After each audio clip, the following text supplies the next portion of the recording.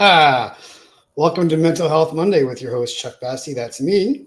We're having a celebration for Kerry Goulet, our producer, who is down at the bottom line tonight doing the Leaf game with the Los Angeles Kings. And so that's left me to spare you guys the noise factor for our guest, Garrett McFadden. We're going to have him on tonight to talk about his foundation, McFadden's movement. And a little preamble about that. Garrett is a good Kincardine, Ontario boy, which is where I'm currently living. So we're going to reach out and share a little bit from the Scottish heritage here in Bruce County with one of our native sons as well. So what we're going to do is we're going to talk about McFadden's movement tonight. I'm going to have Garrett on the show. If you have any questions or any comments for him live on YouTube or on Facebook, please feel free to chime them in on the side there. We'll try and get to as many as possible as we possibly can. And without further ado, Kerry, let's bring up our guest, Garrett McFadden. Garrett, thanks a lot for being on the show. Yeah, thanks for having me on. Wow, this is so much quieter now that we don't have Kerry on the show. Well, first of all, I want to thank you for coming on the show. I've obviously heard of McFadden's movement being in Kincardine here for the past year. And your reputation has always seemed to precede you in every conversation I had. And I was actually down getting my teeth done at the dentist's office, and I ran into your mom, and we just started talking. And then, she told me that, you were her son. And I was just like, oh, you know what? I've been meaning to reach out to that guy because I love the cut of his jacket. And, I really love the fact that you've taken your hockey platform and you've created this foundation and this community of McFadden's movement. And I wanted to share that on my platform with Mental Health Monday because, number one, it's just the right thing to do to edify you for what you're doing for mental health awareness. But before we get to that point, I thought we'd just give our viewers a chance to chime in anything live you guys want to talk about or ask Garrett in real time. Please feel free to chime in your comments on the side there. We'll get to as many as we possibly can. Before we get to that point there, I thought we, introduce you a little bit better. You're going to introduce yourself a whole lot better than what I can do on the show. So I'm just going to let you tell us a little bit about yourself, where you've come from in Kincardine and Chesley, and then just get us more acquainted with your journey. Yeah, sure. I was born in Owen Sound. I lived in Chesley, Ontario for the first 7 years of my life. My parents owned the funeral home there and took it over from my papa. And just before my novice year of hockey, we moved to Kincardine, and my parents bought the funeral home there and kind of started my minor hockey, my rep hockey, I guess, in Kincardine with the Kincardine Canucks there for the first few years there from novice through Pee Wee, and then played a little bit of AAA with the Grey Bruce Highlanders and all the way through, and then obviously spent some time in the OHL with the Guelph Storm, and now I'm at Acadia University out in Wolfville, Nova Scotia, just going to school and playing a little bit of U Sports hockey. So definitely enjoying myself out here in the Maritimes. It's a beautiful part of the country. I love the fact that you just lightly glanced over your small amount of time in the OHL. I mean, I think it's every kid's dream, playing rep hockey, to get drafted into the Major Junior Hockey League, whether it be, in the O or the Q or the Dub. But let's talk about your journey to get there as a young hockey player. Obviously, you mentioned growing up in Chesley for the first 7 years of your life. Then you moved to Kincardine. You played here. Walk me through, your grade 9 year, being groomed into before your draft year, and what happened to you in your grade 9 year. Yeah. Well, obviously, I started playing AAA in grade 8. Once Bantam rolled around, it was kind of a conversation that my parents and I had, just obviously being from a small town. It's a pretty big commitment to play AAA hockey, and I have a younger brother, Bryce, and an older sister, Madison, who also played hockey too. So kind of waited until, I guess, the last possible minute to start making the travel to AAA hockey. And through grade 9, obviously, would have been my second year with the Highlanders, and that was the same year that, we lost Wes Cameron, who was a close family friend, who died by suicide, and was also at the same time playing for the Highlanders, a few years older than me, and a really good friend of my older sister Madison. So it was a bit of a kind of a something, I guess, at that age. You're, I think, 13 or 14 years old. You kind of don't really know how serious it is, and you kind of learn quickly. And I guess through there, just playing AAA in Grey Bruce, I obviously I loved it. I had most of my best friends to this day are from those teams, and lucky enough to have a pretty competitive team, and get a great opportunity to kind of showcase myself there. And from there I was drafted in the first round to the Guelph Storm, and that was kind of the the start of my OHL career. And like I said, I don't know, it seems like a short time because it went by so fast, but definitely lucky. I was in Guelph for all 5 of my junior seasons. So yeah, and I want to talk to a little bit about getting drafted into the OHL. Obviously, it's a huge honor, especially if you're a first rounder like you were. Expectations are extremely high. You're 16 years old, walking into probably your first experience of being away from home, new school, new friends, new community, new fans. You're the low guy on the totem pole. You're playing against guys who have facial hair like you have right now with the Movember mustache. I hope to God that's a Movember mustache, Garrett. Because if it's not, man, we got to work on your style. Obviously, it's a Movember mustache. But I mean, obviously, going into that, young kids are always saying it's their dream to get drafted into the OHL. And I always tell these kids, just like I deal with NHL hockey players when I interview them, you create a whole new list of problems that when you come into the OHL that you might not have the ability to deal with, or the tools to deal with. And you mentioned obviously Wes Cameron as well, and obviously there's the charity West for Youth, which I think is a fantastic idea to give resources to young people, to give them listening, to give them understanding, to give them compassion and empathy during those formative years when you need it the most, and you don't know who to talk to, you don't know who to turn to, and then being able to parlay that into the OHL level, where you're playing to pack barns every single night, a lot of pressure. So speak a little bit to that. Yeah. I mean, for me, it was definitely a huge adjustment. I think coming from a really small town and in a place where you walk down the street and recognize a lot of people and know a lot of people, it was a lot different. Not to say that Guelph is a huge city. It was honestly the perfect city on now that I think of it to kind of adjust to and adjust to a bit maybe faster paced life. But I remember kind of the first day of high school.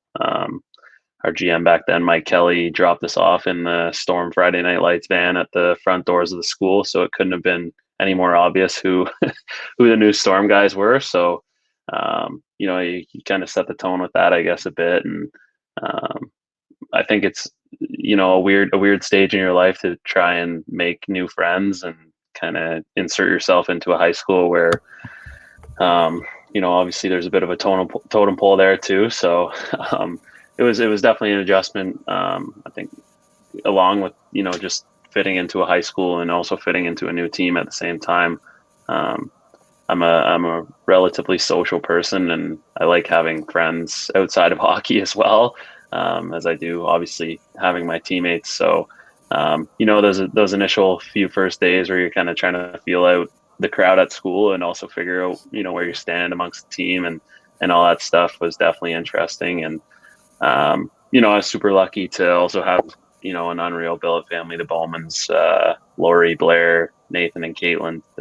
Nathan and Caitlin were my two little billet siblings. Who Nate was 5 when I moved in, and Caitlin was 7. So I stayed with them for 5 years. I was around for more than half of Nathan's life there by the time I was leaving, and they obviously helped with that adjustment and made my first years there as easy as they could have been, which obviously if they weren't. And there's a lot of late nights and a lot of conversations that you never really thought that you'd have maybe with your billets, or you kind of get to know them quick because you're obviously living under their roof and eating dinner with them every night. So, lucky for me, I got pretty comfortable with them pretty quick. And, I kind of credit obviously both Lori and Blair for making me have those hard conversations, I guess, at that young age, and kind of picking my brain about stuff just to get a gauge, not only just for me, I think, but, I'm sure Lori was forwarding most of the information to my mom because, I try to keep things, I just didn't want to be too high maintenance for them. And I wanted my parents to, not worry about me in Guelph, and just kind of feel like I was having a great time, even though, some days were definitely harder than others. But, yeah, I mean, it's there's so many challenges. I think that I never really thought of when I got drafted to the OHL. It was just like, okay, this is the next level, and I understood that guys were older and the hockey was going to be much harder, and there was going to be way more people at the games, and all of a sudden you're, one step closer to the dream of playing in the NHL, which all of us shared. But at the same time, there's so many things away from the rink, I think, that never crossed my mind as a pretty naive 15-year-old. And you kind of step in there for your first training camp, and you're away from home, and you learn pretty quick. So like I said, I was lucky to have a lot of people in place, and I give a lot of credit to my billets and for making that transition that much easier. I mean, like, everyone I spoke to that played with you or associated with you, like, always speaks about your leadership. They always speak about, how you make them feel easy in their own skin, how you just listen to them, you just, accept people for where they are. So where did you learn those skills from that you adapted that through, your rookie year with Guelph to your final year, and, how you were able to be the captain of the Guelph Storm, with those leadership traits? Yeah, I mean, for me, my first year, Matt Finn was our captain, and I always thought he was just, one of the most approachable guys ever. Even as a 16-year-old kid, you're looking at this guy who was, an early second-round draft pick to the Leafs, and, had the NHL contract, and, had unreal seasons in Guelph, and was the captain of a junior hockey team. You're kind of looking at him like, this is, what more could you ask for? And I obviously looked up to Matt as a leader and a hockey player too. And even though he had all that going for him, I think he made a great effort to just make everyone feel welcome in the room, and have a conversation with everyone day in and day out. And my second year, Jason Dickinson was our captain, and he was kind of the same thing. Maybe more nonchalant in his efforts to just be a nice guy and just be, someone who you always felt comfortable talking to. And I think, a combination of those two guys and their leadership styles. And I kind of learned quickly, just, if I ever got the chance to be the captain of the Guelph Storm, then, I would want to do the same thing. And I would want guys to come in and feel comfortable, because I remember being 16, and I remember all the things that you're dealing with away from the rink. And, in the end, I think winning is a lot of fun, and it helps when guys are comfortable at the rink, and you're going to get the most out of them. And whether you're 16 or you're 20, you can contribute at the junior hockey level. And I think the way my career worked out, and the way that how the team shaped out, that we were rebuilding as I got older and was the captain, it became even that much more important for me to kind of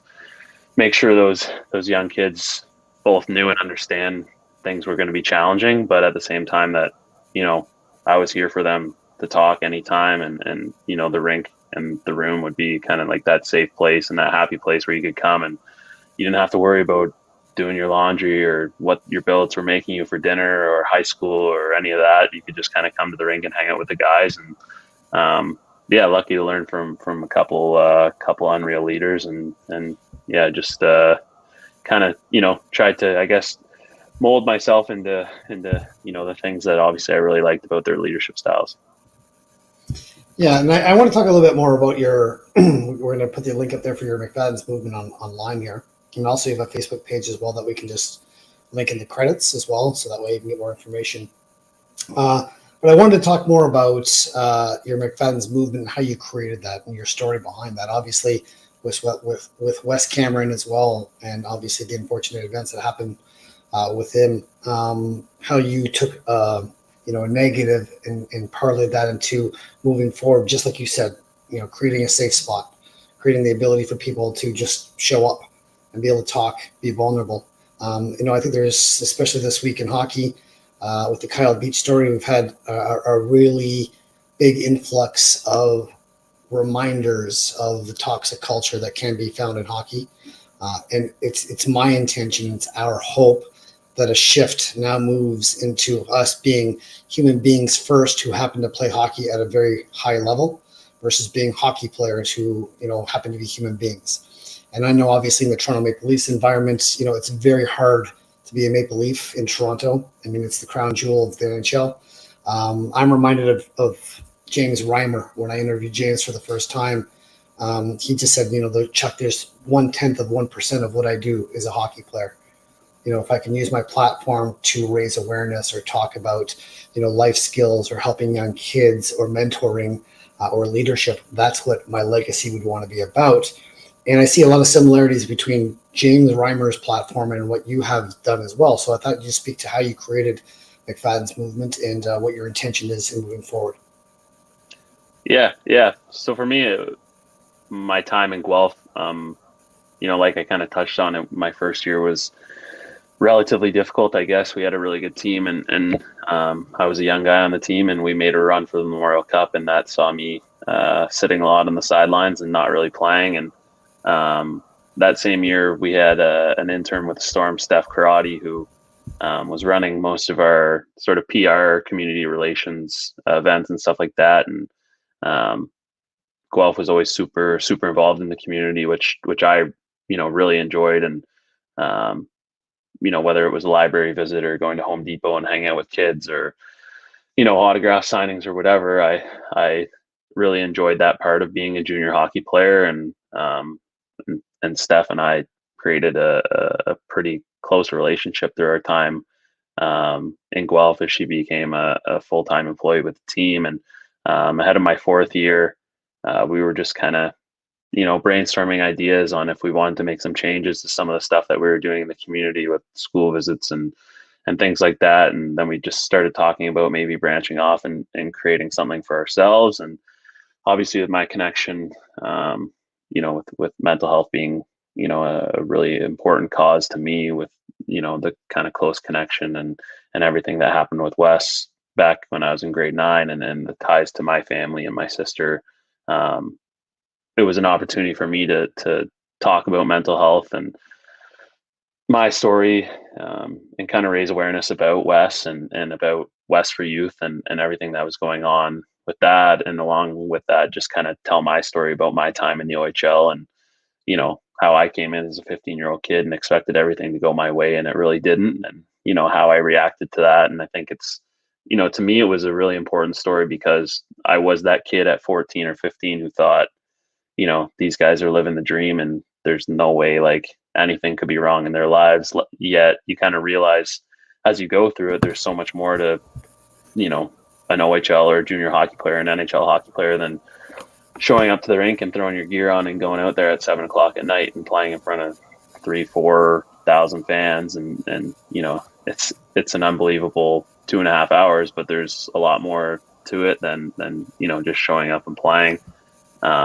So I kind of use that just to, tell my story and gave me an opportunity to talk to some young kids. We started with minor hockey teams within the Guelph community and moved into schools and ended up talking to a bunch of different sports teams, which I thought was really cool. It wasn't just about hockey, but, to kind of tell my story and tell Wes's story and promote Wes for Youth online and CMHA Waterloo Wellington at the same time. And then from there, we just kind of, started raising money and we make our donations back to those two charities. And, I feel like every year we've kind of grown and, whether it's by doing more talks or doing, different fundraisers, we put ball hockey tournaments on. And last summer we had a golf tournament. So just kind of growing every year and obviously carrying along that message of, the importance of mental health and for me, I think trying to instill a positive attitude in young kids and getting them to understand that adversity is okay, and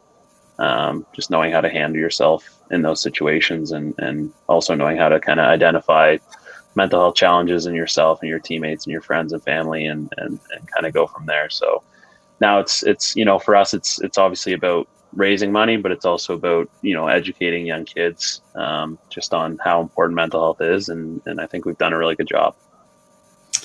And I commend you for doing that, because obviously, you coming from the OHL, Guelph, which is an incredibly connected community as well, small place, university town, and thank God you guys want to beat the shit out of the London Knights, which I love.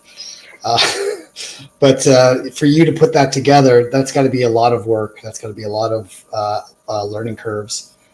You stepping into that responsibility of pledging $20,000 every single year, and being able to fulfill on that is something that is admirable in itself. What were your takeaways from creating McFadden's movement, and what were your observations as to the impact of how that landed in the community, and with the takeaways that the young kids were taking away from the mental health message? Yeah, I think especially with the minor hockey teams, you kind of realize quick, like the kids, they look up to you so much, and I think whether or not they fully understand the message that you're kind of trying to instill in them or trying to talk about, it's something that like you just want to plant in the back of their heads, and so hopefully one day when all of a sudden things click and maybe they're feeling down or out, and things aren't really going their way, they think back to the time that I was standing up in front of the room talking about my struggles, or the things that I dealt with while I was a junior hockey player, or the story about Wes, and everything that happened to me back in grade 9, and the way that has shaped sort of my idea behind mental health. And I got to meet a ton of really awesome kids, and we kind of created an ambassadors program in my last year, and invited some kids out that were either struggling with their mental health, or they're trying to make a difference in their communities. And I got to just meet a lot of really special young kids, and I've created some connections with them that have lasted through the last couple of years. And I think the other thing that I noticed was it just opened the door for a lot of my teammates to kind of come forward and create that space, I guess, where it's an opportunity where I feel like an advocate in the community, but also within my dressing room. And I think guys, understand that I'm always here for that type of conversation, and they don't have to be scared to bring up their mental health to me, because, not that I'm, can be a resource, but I can kind of direct them towards help. And I know enough about figuring out what to do and where to go when guys are struggling or dealing with different stuff that, I think it just opens the door to that conversation, which has made a really big difference, I think. And not, I guess the way that I like to lead teams, and I'm lucky enough to be the captain of my team again this year. And I think it's something that, coming out of a pandemic where we didn't play at all last year in youth sports, a lot of guys were down and struggling with, trying to find purpose when you're not a hockey player every day. All of a sudden you're just a student. It kind of reminds you that, I'm really proud of what I've done, and I'm super happy to kind of have that platform and open that space for guys to have those conversations, because I don't know who they would talk to if there wasn't someone there to kind of, be open to those types of conversations, and, just to kind of promote that within teams, and to kind of strengthen the, the amount of people that are open to having those conversations, I think is really important as we move forward. And I think you bring up a really good point about, as we have the West for Youth online website up there as well, in between, I think the ages are 13 and 24. If, just like Garrett's saying, if you're struggling or you don't know where to turn, or you don't have anybody to talk to, please go to that link online. You can fill out an application, and within 48 hours, one of the representatives will contact you. It's free of charge. But it's a wonderful resource for people who are young, looking for answers, looking for some support, looking for listening, in an environment where you may not have it, you may not have access to that. So I think it's a wonderful resource as well. Obviously, coming out of Wes Cameron's legacy as well. So I would encourage everybody, if that's a resource that you need, please feel free to look at that as well. I want to talk to you about your takeaways, using hockey as a vehicle. In order to, we have this idea as young kids growing up, living the Canadian dream, that we all want to play in the show. We all want to go to the NHL. Your draft year comes, you don't get a draft year. Mine was tough because a small goalie named Marty Brodeur was in the same draft year that I was as a goalie, and it kind of ruined my day. Being funny about that, but obviously it's not funny.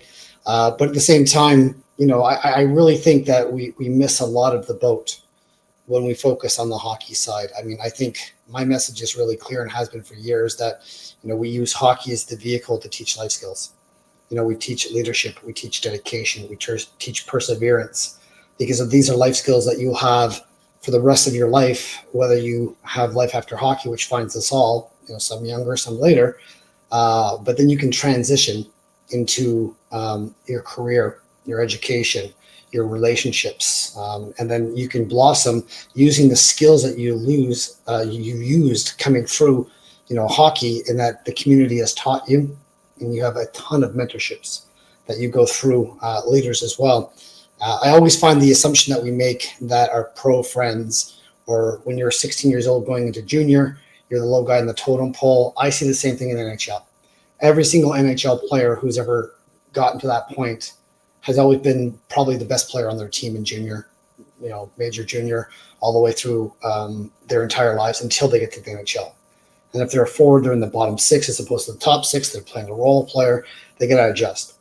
I remember one time with Vincent Lecavalier, I was interviewing him. He just got bought out from the Tampa Bay Lightning, signed a $5 million a year contract with the Flyers. He was a healthy scratch, and he was making $12 million that year, and he was still absolutely miserable being a healthy scratch.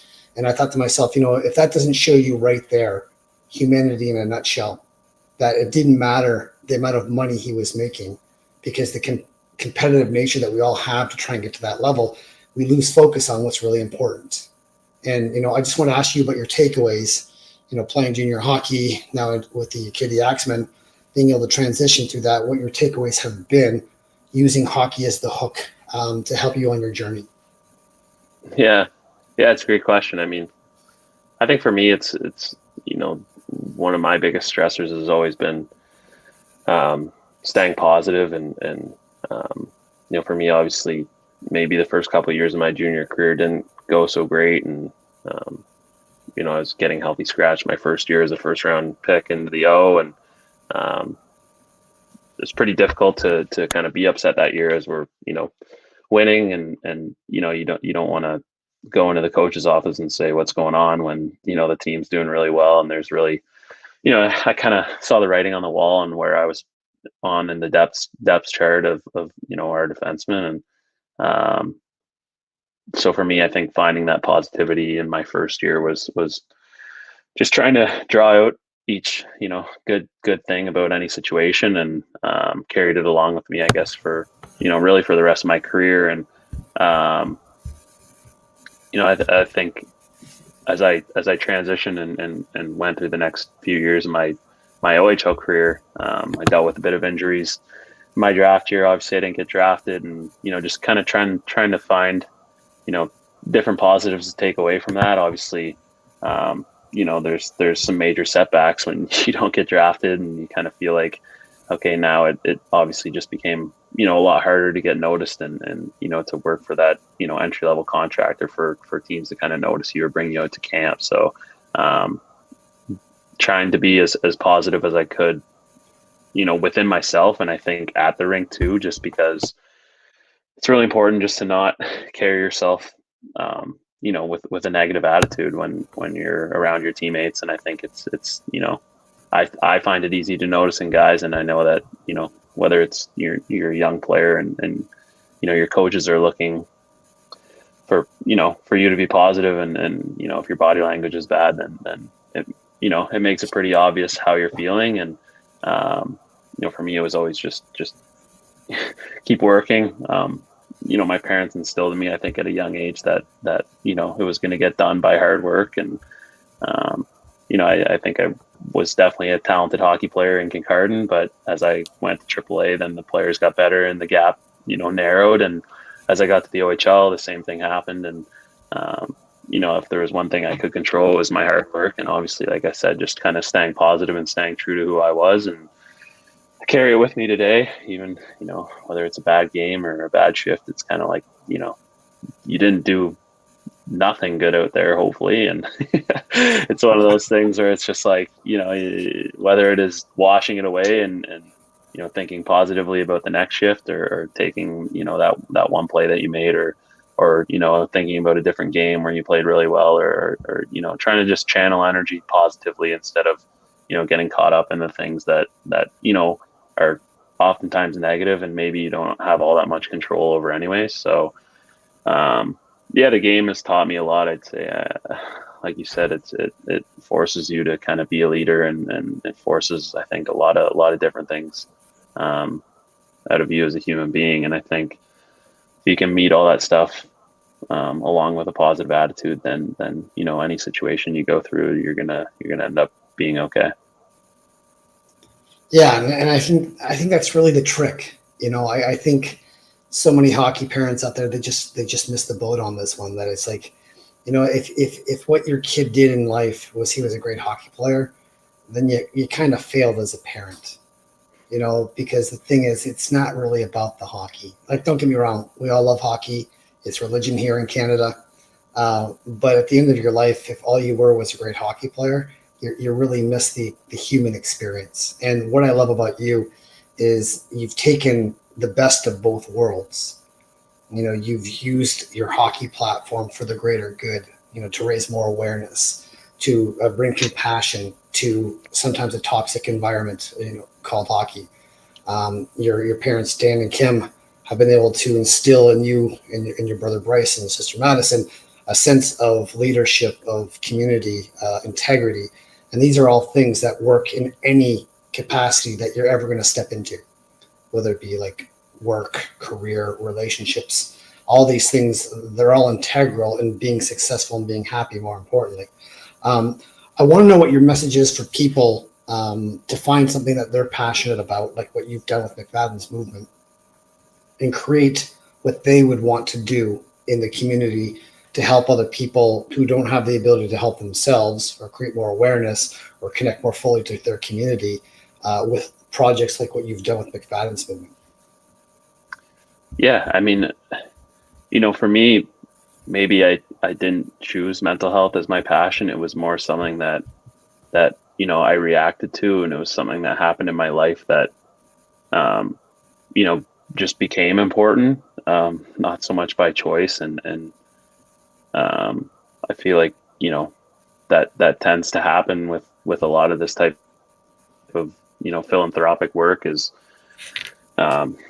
if you want to make a difference in something, oftentimes it's something that's happened or something that you've dealt with yourself, or you have a family member going through. And for me, it kind of made sense with my platform and how much I love being involved in the community, that it was something that I really wanted to do. And obviously I was passionate about it because I was directly affected by it. But in terms of just finding it, I think there's so many different things that that are happening in the world today that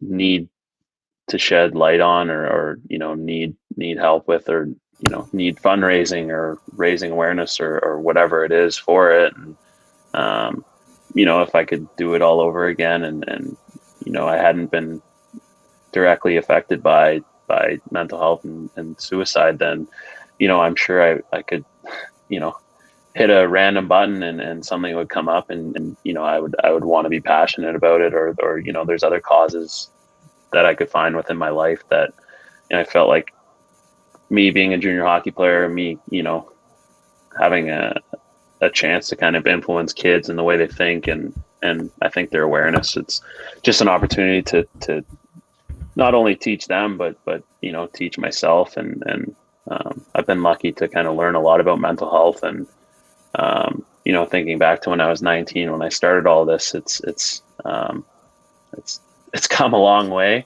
I've definitely learned so much about mental health, and I think if you were to bring up a video of the first time that I talked to a minor hockey team versus the things that I would say now, it's definitely a lot different. And I think that's all part of it. And it's a passion that's definitely followed me. And you kind of just hope that other people who share the same platform, or have their own platform, kind of use it as a good opportunity to share and raise awareness about something that they're passionate about too.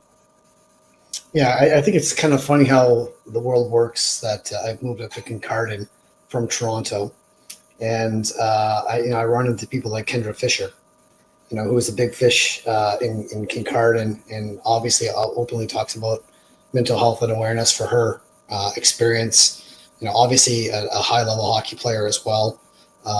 Incredible golfer. Like, she outdrives me on every hole every time, even when I get all of it. But she just has this ability to connect to the community in an authentic way, and people like yourself as well. When you're talking about connecting to people, making it safe for them to come out and share their experience without judgment, without shame, without guilt, without feeling humiliated, and just being understanding that everybody else kind of goes through the exact same thing on different levels. And, it's okay that we have these experiences, because that's part of the human experience. We all have different experiences inside of how we deal with them. But again, for, platforms like yourself, it's about creating that space for people. And that being said, I wanted to give people an opportunity to be resourceful for you, and for them to check out your website. Obviously, if you can donate money, that's amazing. But obviously, what else you can do inside of, if you don't have the funds to donate, can they donate time? Can they, be an ambassador for you? What are things that people could do and help give you resources or manpower hours or platform or social media exposure that they could do to help you get your message out to more people? Yeah, for me, and I think for us, obviously when we're putting on events and stuff like that, we can always use as much manpower as we can get. It's kind of a quiet time for us, just with the hockey season going on, and me being out in Nova Scotia, as we do most of our stuff back home in Ontario and in Guelph. But we'll definitely be open to some volunteers if we can make connections through the show. And like you said, I think the biggest part for us is the social media, and just kind of broadcasting that type of stuff. And we try to stay relatively active, even in sort of, if you were to call it our downtime right now. But get involved with our social media, follow along, and help us out in that way. And whether it's retweeting or sharing our posts for others to see, or creating that kind of extra avenue for our posts to be seen by others. And it definitely makes a big difference in terms of, I guess, our following within the McFadden's movement profiles and stuff like that. And there's tons of information on our websites, and we're pretty good about getting information out there when we're having events and when we need help. And if you just follow along, then that definitely helps out, and most of the information will be there.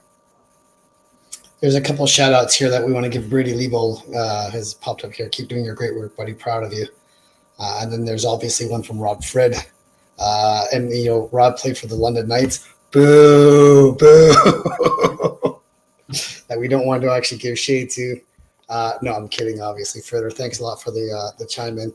One of our longstanding fans, Dave Carlson, there, mental health awareness is very important. Governments are beginning to recognize this too, which is long overdue. And I think, you've just been so far ahead of the curve, Garrett, with mental health. I know that you said that it wasn't something you could have pressed the button for the generator of creativity and picked 1,000 other things that you would have been passionate about.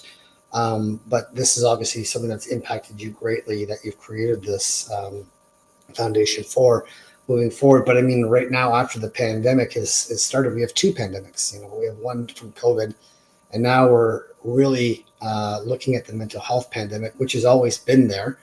But we've had coping mechanisms. We've had hockey, we've had sporting events, we've had financial abilities to go somewhere, we've had travel. When COVID has hit, it's taken everybody by surprise and taken away all these freedoms and resources that normally we would delve into to make ourselves be happy, as opposed to just feeling happy or having gratitude.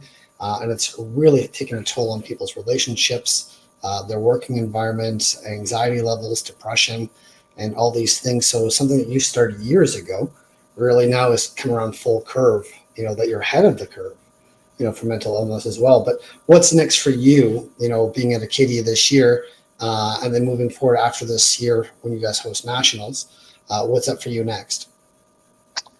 Yeah, I'm pretty excited. I mean, we're about a third of the way through our season here in the AUS, and we'll get a bit of a break at the start of December there for a few months, and then like you said, we're lucky to be hosting the national championship in Halifax this year. So we were supposed to my second year out here, and obviously it was canceled actually mid tournament. We played the first day of games. We didn't get to play. We were supposed to play the next day, so.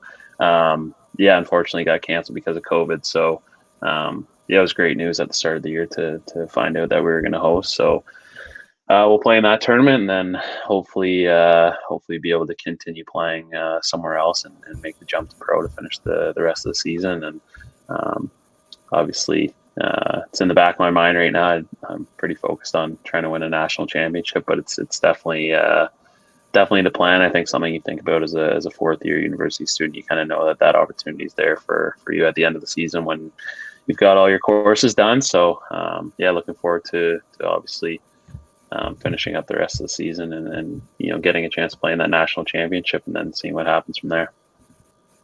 Well, I'm just saying, if the NHL doesn't call you, Sweden is one hell of a country to play hockey into. Like, I've been there a dozen times, very close to Canada. They're all a bunch of communist socialists, just like we are in Canada here. They love their hockey. They're passionate. Their winters are actually warmer than what we have here in Canada for the most part, unless you live in Winnipeg or Calgary or Edmonton or some silly place like that. But if you have the means and you have an agent that can get you over into the SHL, man, like a really, really fun time. And I think you could do a lot worse than actually, maybe the Swiss League too. The Swiss League's not, don't get me wrong, if your agent throws you into the Swiss League, that's not a bad place to land either. Like you only play 40 games that season. Everything's pretty close within busing, a couple hours here to, the entire country, I think is like 4 hours across. I took a train across Switzerland. I think it was 4 hours or 5 hours at the most, like going from Toronto to Ottawa or something like that.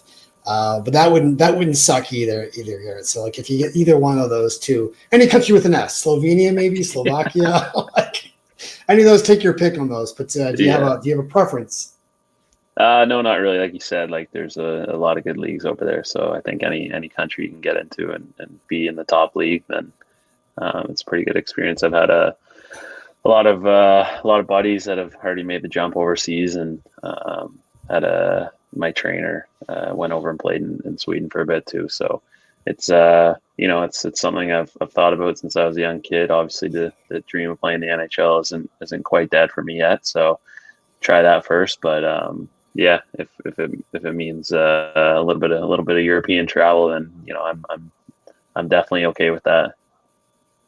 I want to give you a chance just to acknowledge the people in your life that have gotten you where you have. Obviously, you wouldn't be where you're at right now, the headspace or the platform, if you didn't have people sacrifice in your life, like your mom, your dad, Dan and Kim. But if there's anybody else that you want to, take the moment to thank or throw a shout out to, or talk more about, please feel free to. Yeah. Obviously, my parents and my brother and sister.